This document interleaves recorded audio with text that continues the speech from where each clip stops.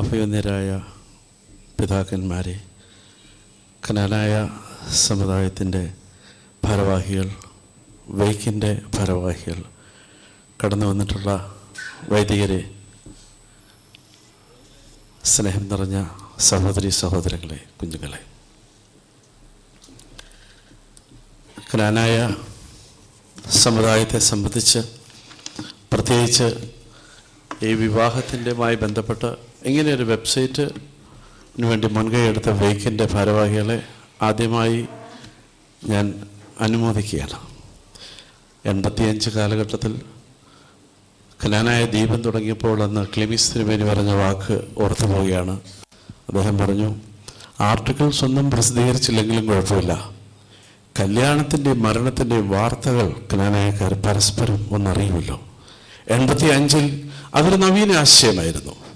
തുടർന്നുള്ള കാലഘട്ടത്തിൽ കനാനായ ദീപം നൽകിയ സർവീസ് ചെറുതായിട്ട് കാണാനാവില്ല. എന്നാൽ ഇന്ന് കാലോചിതമായ കോണ്ടംപററി പീരീഡിൽ പുതിയ യുഗത്തിലേക്ക് കടക്കുമ്പോൾ പുതിയ നൂതനമായ ആശയങ്ങളുമായി മുന്നോട്ട് വരുവാൻ വൈകി തയ്യാറായതുകൊണ്ടാണ് പ്രത്യേകമായി അതിനെ അഭിനന്ദിച്ചത്. എന്നാൽ നമ്മൾ നേരിടുന്ന ഒരു വലിയ പ്രശ്നം കനാനായത്വത്തിൻ്റെ ഒരു പശിമ, ആ പശിമയിലാണ് നമ്മളെല്ലാവരും ഇന്നിവിടെ കൂടിയിരിക്കുന്നത്. അല്ലെങ്കിൽ നമ്മളിൽ യാതൊരു ബന്ധങ്ങളുമില്ല. പക്ഷേ നമ്മുടെ പശിമ ഇല്ലാതാക്കുന്നതിന് വേണ്ടി വളരെ ആസൂത്രിതമായ ശ്രമം എല്ലാ വശങ്ങളിൽ നിന്നും നടക്കുന്നു എന്നുള്ളതാണ് ഒരു വസ്തുത. അടുത്ത കാലത്ത് ഒരു പുസ്തകം ഇറങ്ങി, PM മാത്യു, സുഗന്ധനാട് നസ്രാണി ചരിത്രം, ഏതാണ്ട് 600-ലധികം പേജുള്ള ഒരു പുസ്തകം. ആ പുസ്തകത്തിൽ നമുക്കെതിരെ ഉന്നയിച്ചിരിക്കുന്ന ചില ആരോപണങ്ങളുണ്ട്. ചരിത്രത്തിലെ വളരെയധികം വളച്ചൊടിച്ച് അതിനകത്ത് അദ്ദേഹം പറഞ്ഞിരിക്കുന്നത്, നിങ്ങളുടെ ചരിത്രമൊക്കെ തെറ്റാണ്. നിങ്ങളുടെ പാട്ടിനകത്ത് പറയുന്നു, വെടിവെച്ച കാര്യം പറയുന്നുണ്ട്, വെടിവെച്ച് ഗോപുരം കയറുന്നേറ്റം. അപ്പം വെടിമരുന്ന് കണ്ടുപിടിച്ചത് 1300-ലല്ലേ? അപ്പം നിങ്ങൾ ഈ 345 വെറുതെ കള്ളം പറയുന്ന, നിങ്ങൾ വലിയ അഭിമാനമായിട്ട് കൊണ്ട് നടക്കുന്നുണ്ടല്ലോ കോട്ടയം പള്ളിയിൽ ഇരിക്കുന്ന കുരിശ്, കൽക്കുരിശ്, അതിൽ പാലവി ഭാഷയിലല്ലേ അത് എഴുതിയിരിക്കുന്നത്. അപ്പം നിങ്ങൾ എവിടുന്ന എഡേസായി എന്ന് വന്നത്? സുറിയാനി ഭാഷയിലല്ലല്ലോ അതിൽ എഴുതിയിരിക്കുന്നത്. പാലവി ഭാഷ ഉപയോഗിച്ചിരുന്നത് പേർഷ്യയിലെ മാന്യമതക്കാരല്ലേ? അപ്പം നിങ്ങൾ ക്രിസ്ത്യാനികൾ പോലും അല്ലായിരുന്നു. ഇത്തരത്തിൽ നമ്മുടെ പശ്ചിമയെ, പരസ്പരമുള്ള ബന്ധത്തെ ടോട്ടലി തകർക്കുന്നതിന് വേണ്ടി ആസൂത്രിതമായ ഒരു ശ്രമം. അത് തന്നെയുമല്ല, വൈക്കിൻ്റെ തന്നെ 2 പരിപാടിയിൽ ഞാൻ മനസ്സിലാക്കിയത്, അലക്സാണ്ടർ ജേക്കബ് എന്ന് പറഞ്ഞ മാന്യദേഹം, അദ്ദേഹം കനാനായക്കാരുടെ ഒരു ഫോക്ക് സോങ്ങിനെ ആശ്രയിച്ച്, പ്രത്യേകിച്ച് വിവാഹമായി ബന്ധപ്പെട്ട ഒരു പുരാതന പാട്ടിൽ നിന്ന് ചില വരികൾ ഉദ്ധരിച്ചുകൊണ്ട് നമ്മുടെ പശ്ചിമയെ തകർക്കുന്നതിന് വേണ്ടിയുള്ളൊരു ശ്രമം നടന്നു. അദ്ദേഹം ഇത് തന്നെ ഏറ്റുപിടിച്ച് പറഞ്ഞു.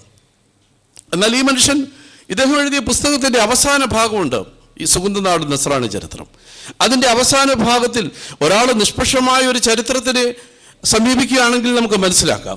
ആ പുസ്തകം അവസാനിപ്പിക്കുന്ന ഭാഗമാണ് ഈ കാണുന്നത്. കനാനായക്കാരെ കുറിച്ച് അദ്ദേഹത്തിൻ്റെ റെഫറൻസ്, കുതന്ത്രന്മാരും സ്വകാര്യ തൽപരരും ഇരുതല കൊളുത്തി നടുവിൽ പിടിച്ച് തീ കത്തുന്ന കളി കാണുന്നതിന് വാസനയുള്ള ദുർബുദ്ധികൾ മൂലം യാക്കോബായ സുറിയാനി സഭയിൽ സമാധാനം എന്തെന്ന് കാണുവാൻ സാധിക്കില്ല. ഫോറങ്ങളിൽ ഉപയോഗിച്ച് നമ്മുടെ പശ്ചിമയെ തകർക്കുകയും ചെയ്യുന്ന വളരെ ആസൂത്രിതമായ ഒരു നീക്കം നമുക്ക് ചുറ്റും നടന്നുകൊണ്ടിരിക്കുകയാണ്.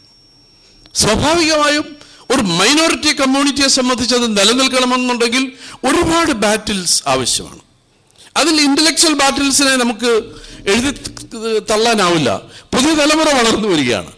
ഇത്തരത്തിലുള്ള ചോദ്യാവലികൾ വരുമ്പോൾ അതിനെ നാം അഡ്രസ്സ് ചെയ്യുവാൻ സാധിക്കുന്നില്ല എന്നുണ്ടെങ്കിൽ നമ്മുടെ പശ്ചിമ നഷ്ടപ്പെടും, തനിമ നഷ്ടപ്പെടും, പിന്നെ ഈ വിവാഹത്തിൻ്റെ ഒക്കെ പ്രസക്തി അങ്ങ് നഷ്ടപ്പെടും. കാരണം എങ്കിലും ഈ സമയത്ത് തന്നെ ഇങ്ങനെ ഒരു വിഷയം അഡ്രസ്സ് ചെയ്യാനായിട്ട് തയ്യാറായ വൈക്കിനെ വീണ്ടും അവരെ അനുമോദിക്കുന്നു. രണ്ടാമത്തെ സ്ലൈഡ്.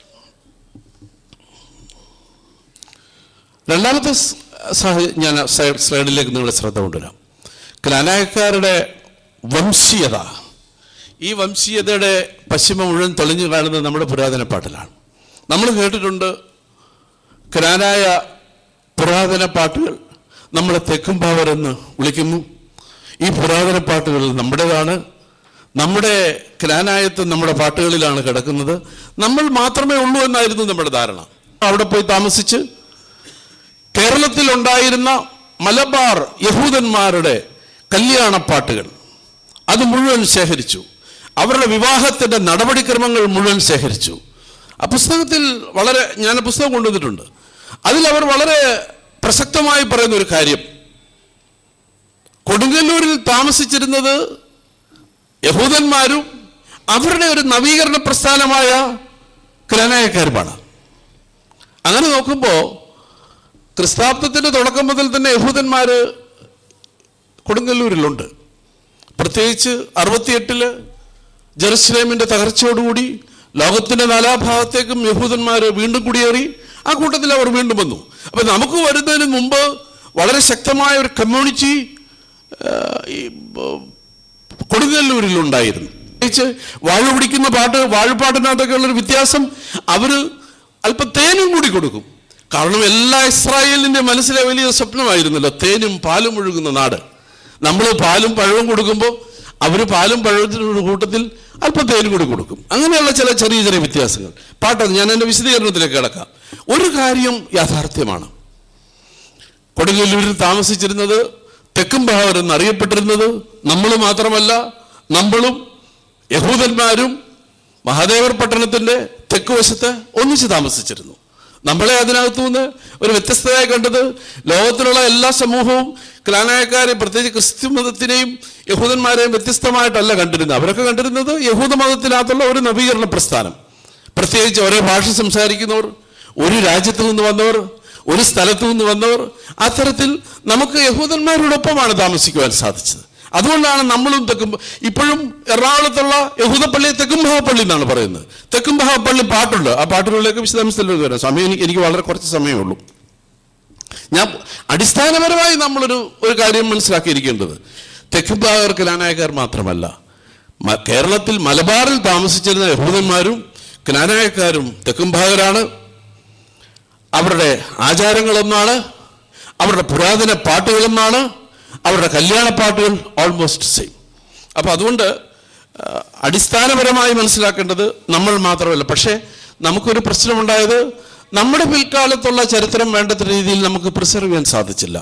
അത് യഹൂദന്മാരുടെ കയ്യിലുണ്ട്. എന്നാൽ ഈ പുരാതന പാട്ടുകളെ ആശ്രയിച്ചുകൊണ്ടാണ് അലക്സാണ്ടർ ജേക്കബ് മാതിരിയുള്ള ആളുകൾ നമ്മുടെ ചരിത്രത്തിനെ വളച്ചൊടിച്ചത്. ഇത് മൂന്നാമത് തെക്കും ഭാഗ കാർകുഴലിക്കകത്ത് യഹൂദന്മാർ പ്രസിദ്ധീകരിച്ചിരിക്കുന്ന കാർകുഴലി എന്ന പുസ്തകത്തിൽ 149 പേജാണ് ഇപ്പോൾ കാണുന്നത്. ഇത് ജെറുസലേമിൽ നിന്ന് അവർ പ്രസിദ്ധീകരിച്ച പുസ്തകമാണ്. റെഡി എൻ്റെ പുസ്തകം ഇപ്പോൾ ഉണ്ട്. അതിനകത്ത് അവർ തന്നെ പറയുന്നു, തെക്കും ഭാഗം എന്ന പേര് വിശദമായ ചർച്ചയ്ക്ക് വിധേയമായിട്ടുണ്ട്. കൊടുങ്ങല്ലൂരിൽ കഴിഞ്ഞുകൂടിയിരുന്ന കാലത്ത് തെക്കേ തെരുവിലോ മുഖ്യ തെരുവിൻ്റെ തെക്ക് ഭാഗത്തോ താമസിച്ചിരുന്നവരായിരിക്കാം തെക്കും ഭാഗക്കാർ. അവർ കൊച്ചിയിലും എറണാകുളത്തും തെക്കും ഭാഗക്കാർ എന്ന പേര് നിലനിർത്തിയിരുന്നു. കേരളത്തിലെ പരമ്പരാഗത ക്രിസ്ത്യാനികളിൽ ഒരു വിഭാഗമായ ക്നാനായക്കാർക്കും തെക്കും ഭാഗർ എന്ന പേരുണ്ട്. ഇത് നമ്മളുണ്ടാക്കുന്ന ഒരു ചരിത്രമല്ല, ഇത് ജെറുസലേമിൽ നിന്ന് യഹൂദന്മാർ പ്രസിദ്ധീകരിച്ചിരിക്കുന്നതാണ്. അതുകൊണ്ട് അടിസ്ഥാനപരമായി പ്രൈമറി എവിഡൻസ് നമ്മളും യഹൂദന്മാരും ഒന്നിച്ച് ഒരു ക്യാമ്പിൽ ഒരേ സ്ഥലത്ത് താമസിച്ചിരുന്നു. രണ്ടു കൂട്ടരെയും തെക്കും ഭാഗർ എന്ന് വിളിച്ചിരുന്നു. ഇത് അവർ തന്നെ ഇറക്കിയിരിക്കുന്ന പുസ്തകത്തിൽ നിന്നാണ് ഞാൻ ആ ഭാഗം കാണിച്ചിരിക്കുന്നത്. സ്ലൈഡ് 4.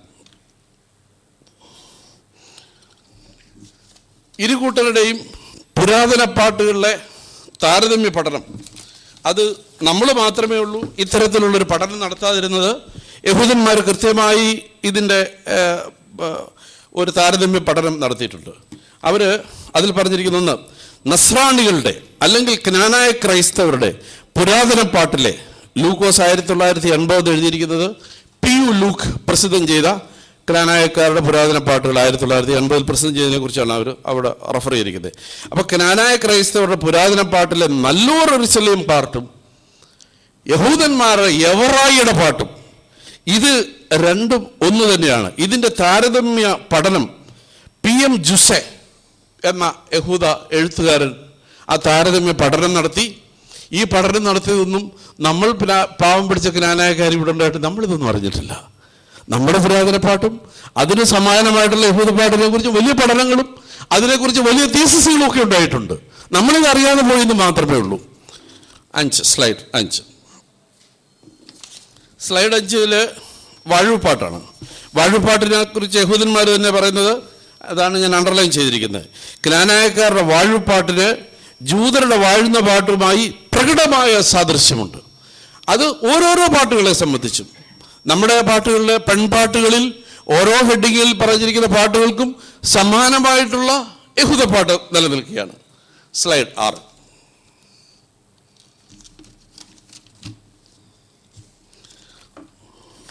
ആറാമത്തതിൽ അവർ തന്നെ പറഞ്ഞിരിക്കുന്നു, പൊന്നണിന്തിയിടും. പൊന്നണിന്തിയിടും എന്നുള്ള പാട്ട് അവരതിനകത്ത് പ്രസിദ്ധീകരിച്ചിരിക്കുന്നത്. പൊന്നണിന്തിയിടും തണ്ടുകരേറി മങ്ങല്ല വേല കാൺമാൻ വളർകൊടി മുന്നിൽ മുത്തണിഞ്ഞവനെ വട്ടവും വീശി മെയ്യെ പിന്നണി മുന്നിൽ അകമ്പടി നായകൻ നിൻ വിളയാട്ടവും പാട്ടും. ഇത് നമ്മുടെ വീട്ടിൽ തന്നെ പാടുന്ന, നമ്മുടെ പള്ളികളിൽ നമ്മുടെ അമ്മമാർ നമ്മളെ പാടി പഠിപ്പിച്ചിട്ടുള്ളതാണ്. അപ്പൊ ഇത്രമാത്രം സാമ്യം നിൽക്കുന്ന സമൂഹത്തിന്റെ മുഖ്യധാരയിലേക്ക് വന്നിരിക്കുന്ന ഒരു സമൂഹം നിലനിൽക്കുകയാണ്. അവരുടെ ചരിത്രം എല്ലാവരും പൊതുസമൂഹം അംഗീകരിച്ചു കഴിഞ്ഞു. അപ്പോഴും അവരുടെ കൂട്ടത്തിൽ ഇതേ ട്രഡീഷനിൽ ഇതേപോലെ ഏതെങ്കിലും പാട്ട് ഉപയോഗിച്ച് ജീവിച്ചിരുന്ന ക്നാനായക്കാരുടെ ചരിത്രത്തിനെ മാത്രം വളഞ്ഞിട്ട് ആക്രമിക്കുന്നതാണ് നമുക്ക് കാണുവാനായിട്ട് സാധിക്കുന്നത്. അടുത്തത് 7. നമുക്കെതിരെ പുസ്തകം എഴുതിയ PM മാത്യു, അദ്ദേഹത്തിൻ്റെ സുഗന്ധനാട് നസ്രാണി ചരിത്രത്തിലെ 537-ാമത്തെ പേജാണ്. 537-ാമത്തെ പേജിൽ ജൂതന്മാരുടെ ചരിത്രം അദ്ദേഹം പറയുന്നു. ക്നാനായക്കാരെ കുറിച്ച് പറഞ്ഞപ്പോഴാണ് അവർ ദുർമൂർത്തികളും വഞ്ചകന്മാരും ഒക്കെയാണെന്നൊക്കെ പറഞ്ഞത്. ഈ ജൂതന്മാരെ കുറിച്ച് പറഞ്ഞപ്പോൾ അദ്ദേഹം എഴുതിയിരിക്കുന്നു, രാജാവിൻ്റെ ആജ്ഞപ്രകാരം നാടൊരുങ്ങി ആഘോഷിക്കുന്നു. അതൊരു ജൂത പാട്ടാണ്. അത് പേജ് 8 പറയുന്നതാണ്. ക്നായിത്തമ്മൻ സിലോമണിൽ പോയി നാൻകുടി പരീക്ഷകളെ തിരികെ കൊണ്ടുവന്നതിൻ്റെ ചരിത്രാംശം 22-ാം അധ്യായത്തിൽ കൊടുത്തിരിക്കുന്നു. ഈ നാൻകുടി പരീക്ഷകളെ സിലോണിൽ നിന്നും തിരികെ മഗോദയപുരത്ത് കൊണ്ടുവരുവാൻ ക്നായിത്തമ്മൻ ചെയ്ത ശ്രമങ്ങൾക്ക് പാരിതോഷികമായി ചേരമാൻ ചക്രവർത്തി വേന്തൻ മുടിയും ചെപ്പോടും തൊമ്മന് നൽകിയുണ്ടായി. ഈ വിവരം യൂതന്മാരുടെ പാട്ടിലും കൊടുത്തിട്ടുണ്ട്. ക്നാനായക്കാർക്ക് നാൻകുടി പരീക്ഷകളുടെ മേൽ, അന്നത്തെ കമ്മാളന്മാരുടെ മേൽ നമുക്ക് ലോർഡ്ഷിപ്പ് തന്നു, അതിന്മേലുള്ള അധികാരം നമുക്ക് തന്നു, അവരെ തിരികെ കൊണ്ടുവന്നു. നമ്മുടെ നേതാവ് ക്നായിത്തമ്മൻ സിലോണിൽ പോയി നാൻകുടി പരീക്ഷകളെ തിരികെ കേരളത്തിൽ കൊണ്ടുവന്നതിന് യഹൂദന്മാരുടെ പാട്ടുണ്ട്. ആ പാട്ടാണ് അതിൽ പ്രസിദ്ധീകരിച്ചിരിക്കുന്നത്. ആ പാട്ടിൻ്റെ ഗദ്യ അർത്ഥം ഞാനൊന്ന് വായിക്കാം. രാജാവിൻ്റെ ആജ്ഞപ്രകാരം നാടൊരുങ്ങി ആഘോഷിക്കുന്നു. വേന്തൻ മുടി അടിഞ്ഞിരിക്കുന്നവനെ 3600 അരിമണികൾ വിതറി സ്വീകരിക്കുക. സകല പദവികളും അടങ്ങിയ ചെപ്പോടും കൊണ്ടാണ് ചിരിയാനന്ദൻ എന്ന് പറഞ്ഞാൽ അതിനകത്ത് തന്നെ പറഞ്ഞിട്ടുണ്ട് ബ്രാക്കറ്റിൽ, അർമീനിയക്കാരൻ ക്നായിത്തോമൻ. ആഘോഷപൂർവമായ വരവ് എഴുതുക പ്രയാസമാണ്. ചിരിയാനന്ദൻ്റെ ആനപ്പുറത്തോ കുതിരപ്പുറത്തോ വരുന്നത്. പക്ഷേ എല്ലാവരും പച്ചക്കൊടികളോടും കൂടി ചിരിയാനന്ദൻ്റെ വരവിനായും പള്ളി, ബ്രാക്കറ്റിൽ തോമാപ്പള്ളി, കാരണം ഈ മർത്തോമൻ പള്ളി പോലും നമ്മളാണ് ചെയ്തത്. അന്ന് മാതാവിൻ്റെ നാമത്തിലുള്ള പള്ളിക്ക് പോലും തോമാപ്പള്ളി എന്നാണ് അറിയപ്പെടുന്നത്. തോമാപ്പള്ളിയിലേക്ക് കൂടെ പോകുവാനായും ഒരുങ്ങി നിൽക്കുന്നു. ഞാനിത് പറഞ്ഞു വരുന്നത്, ക്നായിത്തമ്മൻ സിലോണിൽ പോയി നാൻകുടി പരീക്ഷകളെ തിരികെ കൊണ്ടുവന്നിട്ട് അദ്ദേഹത്തിന് ചേരമാൻ പെരുമാൾ കൊടുക്കുന്ന സ്വീകരണം ജൂതന്മാരുടെ പാട്ടിനുണ്ട്. ആ പാട്ടിൻ്റെ നമ്മുടെ ഏറ്റവും വലിയ ശത്രുവായ PM മാത്യു പ്രസിദ്ധീകരിച്ച പുസ്തകത്തിനകത്തു നിന്നാണ് ഇപ്പം നമ്മൾ കണ്ടുകൊണ്ടിരിക്കുന്നത്. അപ്പം ഞാൻ പറഞ്ഞു വരുന്നത്, വളരെ വ്യക്തമായ തെളിവുകൾ നമ്മുടെ കയ്യിൽ നിൽക്കുകയാണ്.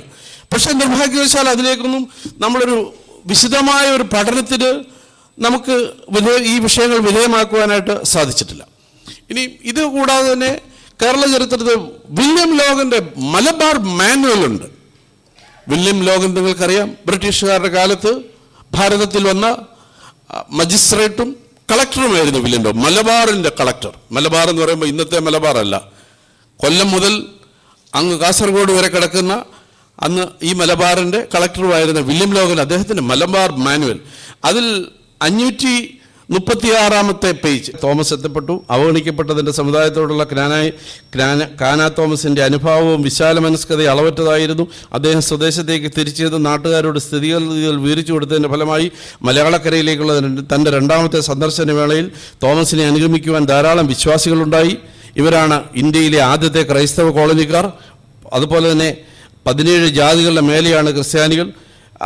വളരെ വിശദമായിട്ട് മലബാർ മാനുവലിൽ ചരിത്രമുണ്ട്. പി യു ലൂക്ക 1910 ഗ്രാനായ പുരാതന പാട്ടുകൾ എന്ന് പറഞ്ഞൊരു പുസ്തകം, അതിപുരാതനമായ പുസ്തകം എൻ്റെ കയ്യിലുണ്ട്. 1910 അത് പ്രസിദ്ധീകരിച്ച അന്നത്തെ ജ്യോതി ബുക്ക് ഹൗസിൽ നിന്നും. നിർഭാഗ്യവശാൽ നമ്മൾ കാലക്രമത്തിൽ പല പാട്ടുകളും പിന്നീട് ക്രോഡീകരിച്ച് പുരാതന പാട്ടുകൾ ഇറക്കി. ഈ പുരാതന പാട്ടുകളൊക്കെ നിരന്തരമായി നമ്മൾ ഉപയോഗിക്കുന്ന ഭാഗം മാത്രം ഉപയോഗിക്കുകയും ബാക്കിയുള്ളത് സൗകര്യപൂർവ്വം വിട്ടുകളയുകയും ചെയ്തു. ഉദാഹരണത്തിന്, ഇന്നു നീ ഞങ്ങളെ കൈവിട്ടോ മോറാനെ എന്നുള്ളൊരു പാട്ടുണ്ട്. ആ പാട്ടിൻ്റെ ആദ്യത്തെ ഭാഗം മാത്രമേ നമ്മുടെ ഇപ്പോൾ നിലവിലുള്ള പുസ്തകങ്ങളിലുള്ളൂ. ലയം മാറ്റം എന്ന് പറയുന്ന ഒരു രണ്ടാം ഭാഗമുണ്ട്. ആ പാട്ടിൻ്റെ രണ്ടാം ഭാഗം ഇപ്പം പ്രസിദ്ധീകരിച്ച ഒരു പുസ്തകങ്ങളിലുമില്ല. അത് ചരിത്രപരമായി നമുക്ക് വലിയ അപകടം ഉണ്ടാക്കിയൊരു കാര്യമാണ്. കാരണം നമ്മുടെ ചരിത്രത്തിൻ്റെ, പ്രത്യേകിച്ച് കൊടുങ്ങല്ലൂരിൽ വന്നതുകൊണ്ട് നമ്മുടെ ചരിത്രം തീരുന്നില്ല. തുടർന്ന് അതിനുശേഷമുള്ളത് പറഞ്ഞു തീരുമ്പോൾ മാത്രമേ നമ്മൾ ഇത്തരത്തിൽ ചരിത്രത്തിനെ വളച്ചൊടിക്കാതിരിക്കുന്നുള്ളൂ. നമ്മുടെ ജ്ഞാനായ പാട്ടിൻ്റെ ഒരു ഭാഗം മാത്രം പ്രസിദ്ധീകരിക്കുകയും ഒരു പാട്ടിൻ്റെ പകുതി പ്രസിദ്ധീകരിക്കുകയും ബാക്കിയുള്ള ഭാഗം വിട്ടുകളയുകയും ചെയ്ത് അതൊരു ഒരു പരിധിവരെ നമ്മുടെ തന്നെ കുഴപ്പമാണ്. ഇന്നും നീ ഞങ്ങളെ കൈവിട്ടോ മോറാനെ എന്നുള്ള പാട്ടിൻ്റെ ലയം മാറ്റം, അതിൻ്റെ ഹെഡിങ് തന്നെ ലയം, വളരെ പുരാതനമായ പുസ്തകമാണ്. കൈ കൊണ്ടെടുക്കുമ്പോൾ അത് ഒടിഞ്ഞു പോകും. അതുകൊണ്ടാണ് നമ്മൾ സൂക്ഷിച്ചതിൻ്റെ സിറോക്സ് എടുത്തത്. അതിൽ ലയം മാറ്റത്തിൽ അദ്ദേഹം ഈ പാട്ടിനകത്ത് പറഞ്ഞിരിക്കുന്നത്, ഗോവ തന്നിൽ പോകുവോളം 2 കപ്പലുകൾ ഇവിടെ വന്നു. നമ്മൾ സമാധാനത്തോടുകൂടി കൊടുങ്ങല്ലൂർ ആ മഞ്ഞുകെട്ട് മുഴുവൻ ഞാൻ വായിക്കുന്നില്ല, സമയക്കുറവുണ്ട്. അപ്പോൾ അതിൽ പ്രധാനപ്പെട്ട പറയുന്നത്, ഞങ്ങൾ ചപ്പാട് കിട്ടി ക്രൈസ്തവന്റെ നേതൃത്വത്തിൽ ഇവിടെ താമസിച്ചു. വളരെ സമാധാനത്തോടുകൂടി ഇവിടെ താമസിച്ചപ്പോൾ ഗോവയ്ക്ക് പോകുന്ന 2 കപ്പലുകൾ പുറത്തു വന്ന് കിടക്കുന്നു. ഞങ്ങളുടെ മനസ്സിന് ഉണ്ടായി, മനസ്സിനാകെപ്പാടെ ടെൻഷനും പ്രശ്നങ്ങളും ഉണ്ടായി. അവർ ഈ നായർകുടി പട്ടണത്തിൽ വന്നു കൊള്ള ചെയ്തു. എന്നിട്ട് തീ വെച്ച് പള്ളി ചെന്ന് ചുട്ടുപട്ടണം, ഞങ്ങളുടെ പട്ടണം ചുട്ടു കളഞ്ഞു, ഞങ്ങളുടെ പള്ളി ഇടിച്ചു കളഞ്ഞു. അങ്ങനെ അത് കഴിഞ്ഞിട്ട് മോറാന്റെ നന്മയാൽ വെച്ചു പള്ളിയൊന്ന് കടുത്തുരുത്തിയിൽ, അതിനുശേഷം പിന്നെ കടുത്തുരുത്തിയിലൊക്കെയാണ് വരുന്നത്. അപ്പോൾ ഒരു ഫോക്ക് സോങ്ങിൻ്റെ രീതിശാസ്ത്രം എന്ന് പറയുന്നത് പല കാലഘട്ടത്തിൽ നടക്കുന്ന കാര്യങ്ങൾ ഒരു പാട്ടിനകത്ത് തന്നെ വരും. അത് മനസ്സിലാക്കാതെ ഒരു ക്ലാസിക്കൽ രീതിയിൽ ഒരു ഫോക്ക് സോങ്ങിനെ നമുക്ക് അപ്രോച്ച് ചെയ്യാൻ സാധിക്കത്തില്ല. അതായത് കൊടുങ്ങല്ലൂർ വന്നതും കൊടുങ്ങല്ലൂർ താമസിച്ചിരുന്നതും അവിടെ സ്വസ്ഥമായി കഴിഞ്ഞിരുന്നതും അതിനുശേഷം പോർച്ചുഗീസുകാർ 16-ാം നൂറ്റാണ്ടിൽ വരുന്നതും കൊടുങ്ങല്ലൂർക്ക് ആക്രമിക്കപ്പെടുന്നതും ഞങ്ങളുടെ പള്ളി തകർത്തതും ഞങ്ങളുടെ പട്ടണം ചുട്ടതും ഞങ്ങൾ വീണ്ടും കൊച്ചിയിലെത്തിയതും കൊച്ചിക്ക് ശേഷം വീണ്ടും കടുത്തുരുത്തിയിൽ വന്ന് വടക്കൻകൂർ, ഇവിടുത്തെ ഏറ്റവും സമ്പന്നമായ വടക്കൻകൂർ രാജ്യത്ത് വന്ന് ഞങ്ങൾ താമസം തുടങ്ങിയതും അത് മുഴുവൻ ഒരു പാട്ടിനകത്താണ് കിടക്കുന്നത്. ഒരു പാട്ടിനകത്ത് ഇത്രയും കാര്യങ്ങൾ നാരേറ്റ് ചെയ്യുമ്പോൾ അതിൻ്റെ അവസാനത്തെ 2 വരി എടുത്തിട്ട് ഇത് പണ്ട് നടന്ന സംഭവമാണ്, നിങ്ങൾ വന്നത് ഈ കാലത്തല്ല. ഇതിനകത്ത് വളരെ ശ്രദ്ധേയമായ ഒരു കാര്യമുണ്ട്. നമ്മൾ വന്ന വർഷം വരെ ഇതിനകത്ത് ഈ ഇന്നു ഞങ്ങളെ കൈവിട്ടോ മോറാനെ എന്നുള്ള പുസ്തകത്തിനകത്ത് പറയുന്നുണ്ട്. അതിൽ സേവാൽ എന്നൊരു കാലത്തിൽ, മോറാൻ വന്ന് പിറന്ന ശേഷം സേവാൽ എന്ന കാലത്തിൽ, സേവാൽ എന്ന കാലം എന്ന് പറഞ്ഞാൽ പൗരാണികമായ കാലത്ത് ഇപ്പോൾ നമ്മൾ രാഹുകാലം നോക്കുന്നു. രാഹുകാലം പഴയ കാലം മുതൽ അതൊരു കവിതയായിട്ടാണ്, ഒരു പദ്യമായിട്ടാണ് രാഹുകാലത്തിൻ്റെ സമയം ക്രമീകരിച്ചിരിക്കുന്നത്. അതിന് പറയുന്നത് പദസംഖ്യാശാസ്ത്രം എന്നാണ്, അല്ലെങ്കിൽ അക്ഷരസംഖ്യാശാസ്ത്രം. അത് ശ്രീകണ്ഠേശ്വരത്തിൻ്റെ ശബ്ദധാരാവലിക്കകത്ത് നോക്കിയാൽ കാണാം. ഓരോ അക്ഷരത്തിനും ഒരു നമ്പറുണ്ട്. ഷേ വാൽ, അത് വലത്തുനിന്ന് ഇടത്തോട്ടാണ് അതിൻ്റെ വായിക്കേണ്ടത്. ഇന്നെന്ന് പറഞ്ഞു കഴിഞ്ഞാൽ 3, വാ എന്ന് പറഞ്ഞാൽ 4, ഷാ എന്ന് പറഞ്ഞാൽ 5. അപ്പോൾ അത് വലത്തുനിന്ന് ഇടത്തോട്ട് വായിക്കുമ്പോൾ 345. ഇത്തരത്തിൽ കൃത്യമായി ഒരു ഇത് ഫോക്ക് സോങ്ങുകളുടെ രീതിശാസ്ത്രത്തിൽ ഇതിനെ അപ്രോച്ച് ചെയ്യാതെ ഇദ്ദേഹം നമുക്കെതിരെ പറഞ്ഞിരിക്കുന്ന പാട്ടിനകത്ത് തന്നെ ഏത് കാലത്താണ് നമ്മൾ വന്നതെന്ന് പറഞ്ഞിരിക്കുന്നു. അതാണ് സേവാൽ എന്ന കാലത്ത്. പദസംഖ്യ അനുസരിച്ച് വരുമ്പോൾ 345. ഈ കൃത്യതകളൊന്നും നോക്കാതെ നിങ്ങൾ 13-ാം നൂറ്റാണ്ടിന് ശേഷം ഇവിടെ വന്നവരാണ്, വെടിമരുന്ന് കണ്ടുപിടിച്ചത് 13-ാം നൂറ്റാണ്ടിൽ ചൈനക്കാരാണ്, അപ്പോൾ നിങ്ങൾ 1300-ന് ശേഷം ഇവിടെ വന്നവരാണെന്ന് പറഞ്ഞ് നമ്മളെ അധിക്ഷേപിക്കുന്നത് അവരുടെ ചരിത്രത്തിലുള്ള വിജ്ഞാനക്കുറവാണ് നമ്മൾ അപഹസിക്കപ്പെടുന്നത്. നമുക്ക് ലഭിച്ചിരിക്കുന്ന മണിഗ്രാമം ചിപ്പേട്, മണിഗ്രാമം ഒരു ട്രേഡ് ഗില്ലാണ്. ആ കാലഘട്ടത്തിൽ വിദേശ കപ്പൽ വന്നു കഴിഞ്ഞാൽ ആർക്കും പോയി കുരുമുളക് വയ്ക്കുകയും ആർക്കും പോയി അവരുടെ കാശ് പിടിക്കുകയും അങ്ങനെയൊന്നും ചെയ്യാൻ പറ്റത്തില്ല. ട്രേഡ് ഗില്ലുകളുണ്ട്. മണിഗ്രാമം ട്രേഡ് ഗില്ലുണ്ട്, 5 വണ്ണമുണ്ട്. 5 വണ്ണം ജൂതന്മാരുടെയാണ്. അപ്പോൾ വിദേശത്തു നിന്ന് വരുന്നവർ ഇവിടെയുള്ള ലോക്കൽസിനോട് കച്ചവടം ചെയ്യത്തില്ല. അതിന് വിദേശത്തു എന്ന് പറഞ്ഞാൽ അന്ന് വരുന്നത് അലക്സാണ്ട്രിയക്ക് അടുത്തുള്ള ചെങ്കടൽ തീരങ്ങളിലുള്ള പോർട്ടിൽ നിന്നാണ് വരുന്നത്. അപ്പോൾ അവിടുന്ന് വരുന്നവർ നമ്മൾ തുർക്കികളായിട്ട് ആ സ്ഥലത്തു നിന്ന് വന്നവരായതുകൊണ്ട് നമ്മൾക്ക് അതിനോട് ഇടപെടാനായിട്ട് സാധിക്കും. അതുകൊണ്ട് നമ്മുടെ ട്രേഡ് ഗിൽഡിന്റെ പേരാണ് മണിഗ്രാമം ചെപ്പേട്. മണിഗ്രാമം ചെപ്പേട് എന്ന് പറയുമ്പോൾ ആ മണിഗ്രാമത്തിന് ഈ ട്രേഡ് നടത്തുന്നതിന് വേണ്ടി വിവിധ കാലഘട്ടങ്ങളിൽ പെരുമാക്കന്മാർ അനുവദിച്ചു തന്ന ചെപ്പേടുകളാണ്. അപ്പോൾ ആദ്യത്തെ ചെപ്പേട് നമുക്ക് കൊടുങ്ങല്ലൂർ വെച്ച് ലഭിച്ചു. അതിനുശേഷം ഈ 11ാമത്തെ അതിനുശേഷം സംഘകാലത്തിന് ശേഷം 1225 ഇരവികർത്തൻ ചെപ്പേട് തന്നു. ഇത് ഇരവികർത്തൻ ചെപ്പേടിൻ്റെ വീരരാഘവ ചക്രവർത്തി 1225 നമുക്ക് തന്നതാണ്. വീരരാഘവ ചക്രവർത്തി 1225 നമുക്കൊരു ചെപ്പേട് തരുമ്പോൾ നമ്മുടെ അന്നത്തെ നേതാവിന്, അത് ക്നായിത്തമ്മനല്ല, ക്നായിത്തമ്മൻ 4-ാം നൂറ്റാണ്ട് ജീവിച്ചിരുന്ന ആളാ, അന്നത്തെ ആളിന് ഇരവികർത്തൻ എന്ന സ്ഥാനപ്പേര് കിട്ടി. അതൊരു ലോക്കൽ ഭരണാധിപന് കൊടുക്കുന്ന സ്ഥാനമാണ് ഇരവികർത്തൻ. ആ ഇരവികർത്തൻ ചെപ്പേടിന്റെ വിശദാംശമാണ് Travancore state manual volume number 2 പ്രസിദ്ധീകരിച്ചിരിക്കുന്നത്. അപ്പോൾ അങ്ങനെ നോക്കുമ്പോൾ നമ്മൾ വെറും പ്രവാസികളല്ല, ഈ രാജ്യത്ത് നമുക്ക് ഭരണ അധികാരമുള്ളവരായിരുന്നു. അത് തുടർന്നുള്ള തെളിവുകൾ കാത്തുനിന്ന് നമുക്ക് മനസ്സിലാക്കാം. ഇവിടെ ആ കാലഘട്ടത്തിൽ 2ാം ചേര സാമ്രാജ്യ കാലഘട്ടത്തിൽ കേരളത്തിലെ പ്രബലമായ ശക്തികൾ, ഒന്ന് കൊല്ലം പോർട്ട്, മറ്റൊന്ന് കോഴിക്കോട് സാമൂതിരി, കോലത്തിരി കണ്ണൂർ. നമ്മുടെ കൊടുങ്ങല്ലൂരിൻ്റെ പ്രസക്തി കുറഞ്ഞു 2ാം ചേര സാമ്രാജ്യ കാലം 1200 ആയപ്പോഴത്തേക്ക്. കൊടുങ്ങല്ലൂരിലൊക്കെ കച്ചവടക്കാർ വരാതായി. പ്രധാനപ്പെട്ട ഒരു കാരണം കപ്പൽ കൊള്ളക്കാർ, ഇങ്ങനെ പോർച്ചുഗീസുകാരുടെ ശല്യം, ഇങ്ങനെ ഒരുപാട് പ്രശ്നങ്ങളുണ്ടായി. ജ്ഞാനായക്കാരെന്നൊന്ന് പ്ലാൻ ചെയ്താൽ ഞങ്ങൾ തിരിച്ചുവിടുന്ന അങ്ങ് യൂറോപ്പിലേക്ക് അങ്ങ് പോയി കളയാന്ന്, റീമൈഗ്രേറ്റ് ചെയ്യാൻ വേണ്ടി. അത് പ്ലാൻ ചെയ്തു. കാരണം ഇവിടുത്തെ കച്ചവടമൊന്നും കാര്യമായിട്ട് നടക്കത്തില്ല, നമ്മളന്ന് രക്ഷപ്പെട്ടു പോയനെ. കാരണം പോർച്ചുഗീസുകാരുടെ പാസ്സില്ലാതെ ഈ അറബിക്കടലിൽ കൂടി ഒരു നൗകയ്ക്ക് പോലും പോകാൻ പറ്റത്തില്ല. അവരപ്പം തന്നെ വെടിവെച്ച് തകർത്ത് കളയും. അതുകൊണ്ട് വാസ്കോഡി ഗാമ വന്നപ്പോൾ ഇത് വില്യം ലോഗൻ പ്രസിദ്ധീകരിച്ചിരിക്കുന്ന വാസ്കോഡി ഗാമയുടെ കൂട്ടത്തിൽ കബ്രാൽ എന്ന് പറഞ്ഞ ഒരാളുണ്ടായിരുന്നു. വില്യം ലോഗൻ 210 പേജ് നമ്പർ 210 അവിടെ പ്രസിദ്ധീകരിക്കും. ഞാൻ ആ ഭാഗം ഒന്ന് വായിക്കാം. തദ്ദേശീയരായ 2 പേർ കബ്രാലിനെ ചെന്ന് കാണുകയുണ്ടായി. കൊച്ചിയിൽ ഏകദേശം 20 നാഴി വടക്ക് മാറി സ്ഥിതി ചെയ്യുന്ന ക്രാങ്ങന്നൂർ താമസക്കാരായ ഒരു ക്രൈസ്തവ സമുദായത്തിൽപ്പെട്ടവരായ തങ്ങൾക്ക് തിരികെ യൂറോപ്പിലേക്ക് പോകാൻ സൗകര്യം ചെയ്യണമെന്നായിരുന്നു അവരുടെ നിവേദനം. ആ സ്ഥലത്ത് ക്രാങ്ങന്നൂർ കുറച്ച് ജൂതരും താമസിച്ചിരുന്നു. ഇത് കേരള ചരിത്രമാണ്. തിരിച്ച് ഒരു പോക്ക് നമ്മൾ ആഗ്രഹിച്ചു. പക്ഷേ വാസ്കോഡി ഗാമ അതിനൊന്നും നമുക്ക് അനുവാദം തന്നില്ല. അവിടെയാണ് ഈ 13 നമ്മുടെ സമുദായത്തിൻ്റെ, ക്നാനായ സമൂഹത്തിൻ്റെ ഏറ്റവും ദുഃഖകരമായ സംഭവം നടക്കുന്നത് ഇനിയാണ്. 1503 അതിൻ്റെ ഹെഡിങ് തന്നെ ഇത് എഴുതിയിരിക്കുന്നത് ഫെറിയ വൈസൂസ എന്ന് പറയുന്ന അത് ഈ വിദേശ സഞ്ചാരികൾ കേരളത്തിൽ നിന്നൊരു പുസ്തകമുണ്ട്. ഈ കാലഘട്ടത്തിലൊക്കെ വിദേശത്തു നിന്ന് വന്നിട്ടുള്ള മിഷണറിമാരും വിദേശത്തു നിന്നിട്ടുള്ള ആളുകളൊക്കെ പുസ്തകങ്ങൾ ഇവിടെ കണ്ട കാര്യങ്ങളൊക്കെ എഴുതിയിട്ടുണ്ട്. അതിൽ പോർച്ചുഗീസുകാരുടെ കൂട്ടത്തിലുണ്ടായിരുന്ന ഒരാളാണ് ഈ ഫെറിയ വൈസൂസ. അദ്ദേഹത്തിൻ്റെ ഇത് പ്രസിദ്ധീകരിച്ചിട്ടുള്ളതാണ്. അത് സഞ്ചാരികളുടെ കേരളം പേജ് 293 ഇപ്പോൾ പ്രസിദ്ധീകരിച്ചിരിക്കുന്നത്. അതിൽ അദ്ദേഹം എഴുതിയിരിക്കുന്നത് 1502 ഗാമ കൊച്ചിയിൽ താമസിക്കുന്ന അവസരത്തിൽ കൊടുങ്ങല്ലൂരിൽ നിന്ന് വന്ന ക്രിസ്ത്യൻ പ്രമാണിമാർ തങ്ങളുടെ പിന്തുണ പ്രഖ്യാപിച്ചു. ഞങ്ങളെല്ലാവരും അങ്ങയുടെ വരവ് കൊണ്ട് വളരെയേറെ സന്തോഷിച്ചിരിക്കുന്നു. പണ്ട് ഈ രാജ്യത്ത് ഞങ്ങളുടെ വംശത്തിൽ ഒരു തമ്പുരാൻ ഉണ്ടായിരുന്നു, നമ്മുടെ ക്നായിത്തമ്മൻ, ഇരവികർത്തൻ. അവരൊക്കെ നമ്മുടെ തമ്പുരാക്കന്മാരായിരുന്നു, റൂളേഴ്സായിരുന്നു. അദ്ദേഹത്തിന് പുരാതന പെരുമാക്കന്മാർ കൊടുത്ത ചെങ്കോലും രാജപത്രികയും ഇതാ താങ്കൾക്ക് തരുന്നു. ജനസംഖ്യയിൽ 30,000 പേരുണ്ട് ഞങ്ങൾ. ക്നായിത്തമ്മന് ലഭിച്ച, കൊടുങ്ങല്ലൂർ വെച്ച് ലഭിച്ച ക്നായിത്തമ്മൻ ചെപ്പേട് വാസ്കോഡി ഗാമയ്ക്ക് നമ്മൾ തിരികെ കൊടുത്തു. അദ്ദേഹത്തിൻ്റെ കയ്യിലുണ്ടായിരുന്ന ചെങ്കോലുണ്ട്. ആ ചെങ്കോലിൻ്റെ വിശദാംശമാണ് പിന്നീട് എഴുതിയിരിക്കുന്നത്. നിങ്ങൾ വായിച്ചുകൊണ്ടിരിക്കുകയല്ലേ. ഇത്രയും പറഞ്ഞ് ആധാരവും ദണ്ടും കൊടുത്തു.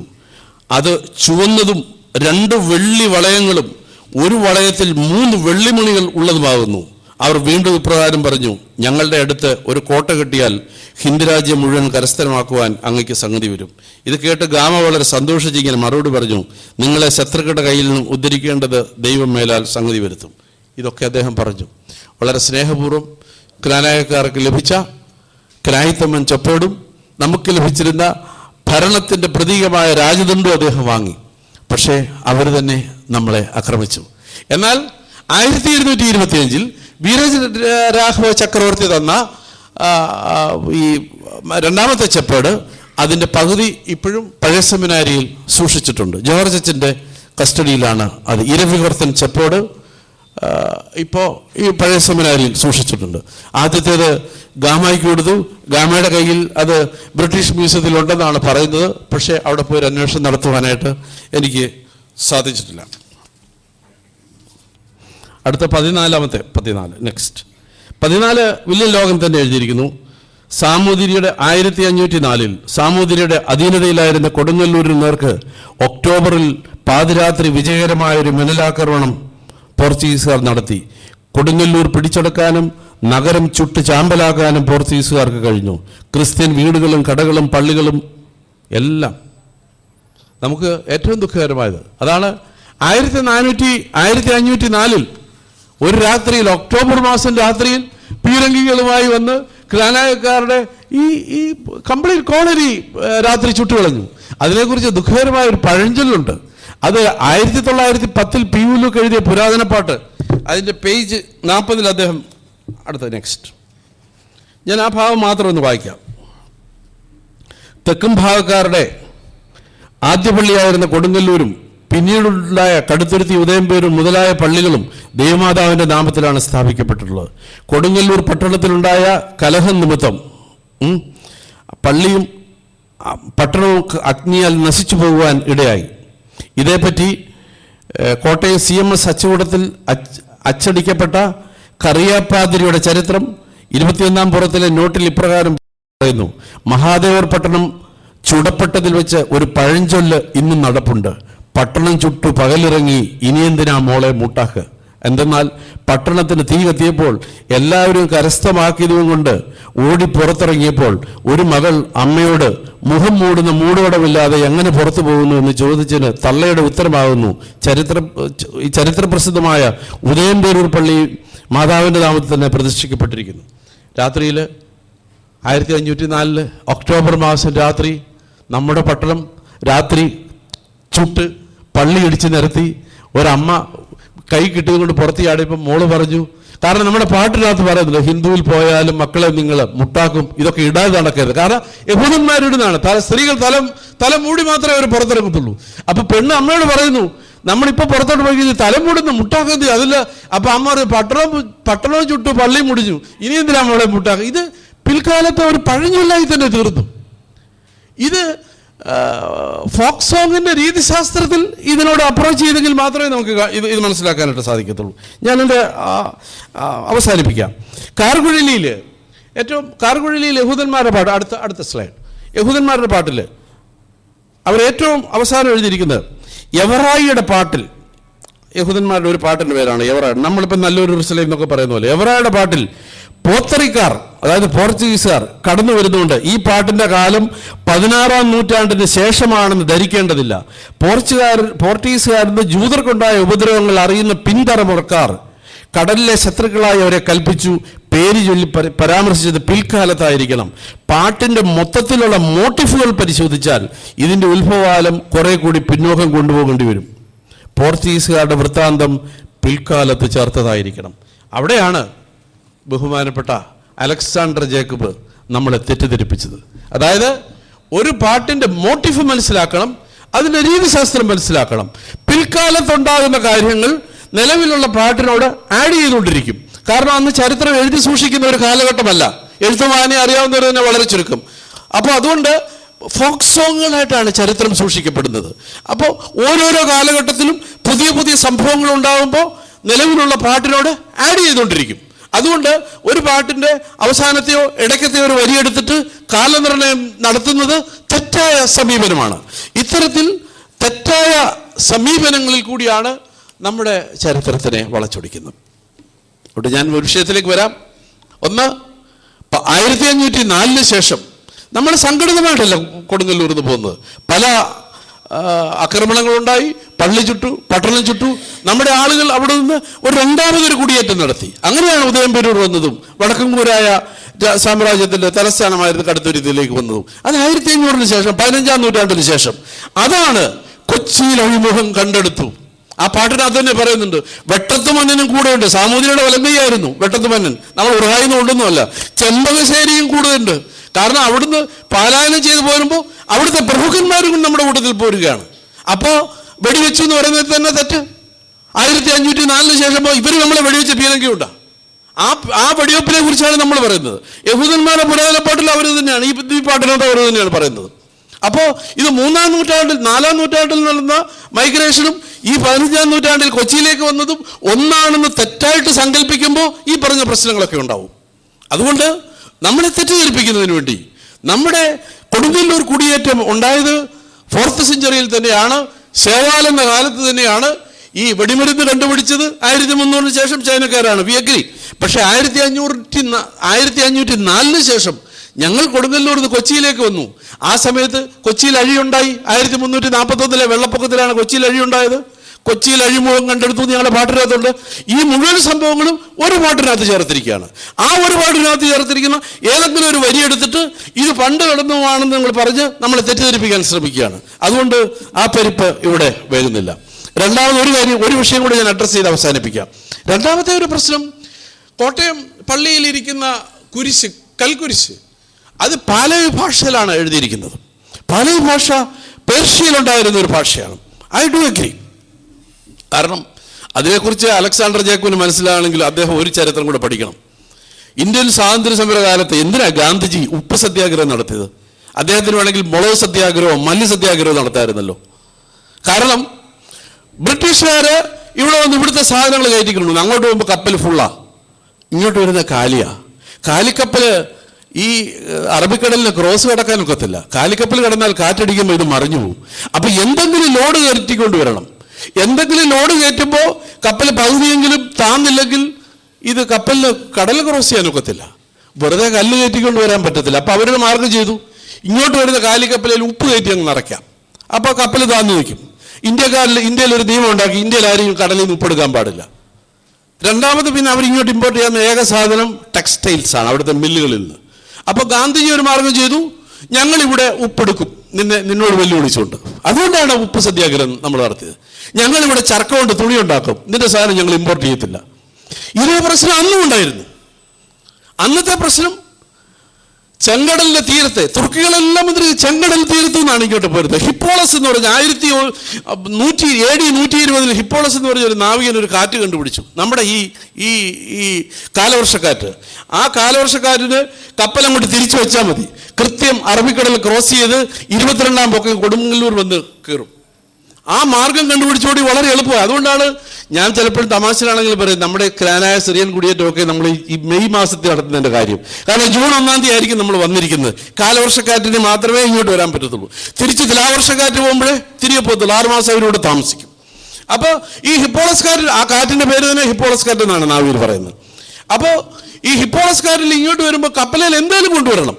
വെറുതെ കല്ല് കയറ്റിക്കൊണ്ട് വന്നു കഴിഞ്ഞാൽ ആരും അത് മേടിക്കത്തില്ല. അതിന് 3-4 ടണ്ണുള്ള വലിയ കൽക്കുരിശുകൾ ആ പേർഷ്യൻ തുറമുഖത്തു നിന്ന് കയറ്റിക്കും. ഇവിടെ നമ്മൾ ക്രിസ്ത്യാനികളുണ്ട്, അവരുടെ പള്ളിയിലൊക്കെ വെക്കാം. അപ്പോൾ അവിടെ ഇരിക്കുന്നവർ അതിൽ ചില വാല്യൂഡേഷൻ നടത്തും. അവന്മാർക്ക് അവിടുത്തെ കൊത്തുപണിക്കാർക്ക് പാലവി ഭാഷ അറിയാം. അതുപോലെ യേശുക്രിസ്തു വന്നെന്നും ദേവമാതാവിൻ്റെ കാര്യവും പരിശുദ്ധരുടെ കാര്യമൊക്കെ അവർക്ക് അറിയാവുന്ന ഭാഷയിൽ എന്തെങ്കിലും. ഇതിൻ്റെ ഉത്തരവാദിത്വം നമുക്ക് ഏറ്റെടുക്കാൻ പറ്റുമോ? ഇങ്ങോട്ട് വരുന്ന കപ്പലെ മുഴുവൻ വാല്യൂഡേഷന് വേണ്ടി കല്ലുകൊണ്ട് വരെ കുരിശുണ്ടാക്കി ഈ കപ്പൽ പകുതി താത്തോണ്ടാണ് ഇങ്ങോട്ട് വരുന്നത്. ഈ കുരിശ് നമ്മുടെ ഇവിടെ മാത്രമല്ലല്ലോ. സെന്റ് തോമസ് റോഡിൽ ഈ കുരിശിരിപ്പുണ്ട്, കടമറ്റം പള്ളിയിൽ ഇരിപ്പുണ്ട്, യാക്കോബ സമുദായത്തിൻ്റെ എത്രയോ പള്ളികളിൽ ഇരിപ്പുണ്ട്, കല്ലിശ്ശേരി പള്ളിയിൽ പേരെഴുതാത്ത കുരിശിരിപ്പുണ്ട്. ഇവിടെ വെളിയിലായിട്ട് സേപ്പാനോസ് പള്ളിയിൽ ഒരു കുരിശിന് 3.5 ടൺ ഉണ്ടായിരുന്നു ഭാരം. അവിടുത്തെ ആളുകളുണ്ടല്ലോ പുറത്തിരുന്ന കുരിശിന്. അങ്ങനെ ക്രാനേക്കാരുടെ മാത്രമല്ല, യാക്കോബക്കാരുടെ മിക്ക പള്ളികളും ഇത്തിരി കുരിശാ. കാരണം കപ്പലിന് ഭാരം കയറ്റാൻ വേണ്ടി അവിടുന്ന് പേർഷ്യൻ തുറമുഖത്തു നിന്ന് കയറ്റിക്കൊണ്ട് വരുന്നതാണ്. അതേ വല്ലവനും പാലവി ഭാഷയിൽ എഴുതി വെച്ച് കഴിഞ്ഞാൽ അതെങ്ങനെ ഗ്രാനേക്കാരുടെ പാലവി ഭാഷയാവും? അതെങ്ങനെ മാന്യമതമാവും? ഈ തരത്തിൽ വളരെ ബോധപൂർവമായിട്ട്. അപ്പം നമ്മൾ ആ വിഷയത്തിനെ അഡ്രസ്സ് ചെയ്ത് മനസ്സിലായെന്ന് തോന്നുന്നു. എൻ്റെ സമയം കഴിഞ്ഞ് നിർത്തുകയാണ്. ഒറ്റ കാര്യം പറഞ്ഞ് ഞാൻ അവസാനിപ്പിക്കാം. ഒരു ചെറിയ സമൂഹം നിലനിൽക്കുക എന്ന് പറയുന്നത് വളരെ പ്രയാസമുള്ള കാര്യമാണ്. നിരന്തരമായ ബാറ്റിലുകളെ നമ്മൾ അഡ്രസ്സ് ചെയ്യണം. വളരെ ജാഗരൂകരായിരിക്കണം. സഭയും ഈ കാര്യത്തിൽ കുറച്ച് കാര്യങ്ങൾ ചെയ്യേണ്ടതായിട്ടുണ്ട്. കേരളത്തിൻ്റെ പൊതുസമൂഹത്തിലെ എഴുത്തുകാരുണ്ട്, അത് ശശിഭൂഷൺ, സ്കറിയാസ് ഇങ്ങനെയൊക്കെയുള്ള കുറേ ആളുകൾ, അവരാണ് ഇതിൻ്റെ അതോറിറ്റി എന്നാണ് പൊതുവെ വയ്പ്. അപ്പോൾ ഈ സ്കറിയാസാറിനെ കുറിച്ച് പഠിച്ചപ്പോൾ ഞാൻ അദ്ദേഹത്തിന് കുറ്റം പറയല്ല. അദ്ദേഹം ജെറുസലേമിൽ പോയി ദീർഘകാലം താമസിക്കുകയും അദ്ദേഹത്തിൻ്റെ മക്കളെല്ലാം ജൂതന്മാരുടെ വലിയ കമ്പനികൾ അമേരിക്കയിലും ഇംഗ്ലണ്ടിലുമൊക്കെ വലിയ സ്ഥലങ്ങൾ ഏറ്റെടുക്കുകയും അദ്ദേഹം ജെറുസലേമിൽ പോയി വർഷങ്ങളോളം താമസിച്ചിട്ടാണ് ഈ കാർഗുഴലി എന്ന പുസ്തകം അദ്ദേഹം ജെറുസലേമിൽ നിന്ന് പ്രസിദ്ധീകരിച്ചത്.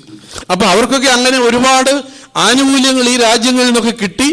ആ ആനുകൂല്യത്തിന്റെ പരിണിത ഫലമായിട്ട് ഇവരെക്കുറിച്ച് വാനോളം പുകഴ്ത്തി എഴുതി പൊതുസമൂഹത്തിൽ അവർ അക്സെപ്റ്റബിൾ ആക്കി. അതുകൊണ്ട് ഒരു ജൂതൻ കല്യാണം കഴിച്ചാലും അല്ലെങ്കിൽ ഒരു ജൂതൻ എന്ത് ചെയ്തു കഴിഞ്ഞാലും അത് പത്രവാർത്തയാണ്.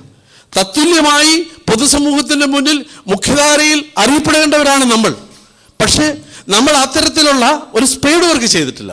അതുകൊണ്ട് പ്രമുഖരായ ചരിത്രകാരന്മാരെയൊക്കെ വിളിച്ചു വരുത്തി അവരെ സന്തോഷിപ്പിച്ച് സെമിനാറുകളൊക്കെ നടത്തി അവരെ കൊണ്ട് ഭാഷാപോഷണിയിലും സാഹിത്യ ലോകത്തും ഒക്കെ നമ്മുടെ ചരിത്രത്തിനെ കുറിച്ച് നാം മുഖ്യധാരയിലേക്ക് വരത്തക്ക രീതിയിൽ എഴുത്തുകൾ എഴുതിപ്പിച്ച് നമ്മളെ കൂടെ പൊതുസമൂഹത്തിലേക്ക് മുഖ്യധാരയിലേക്ക് വരുന്നതിന് വേണ്ടി എഫർട്ട് നടക്കണം.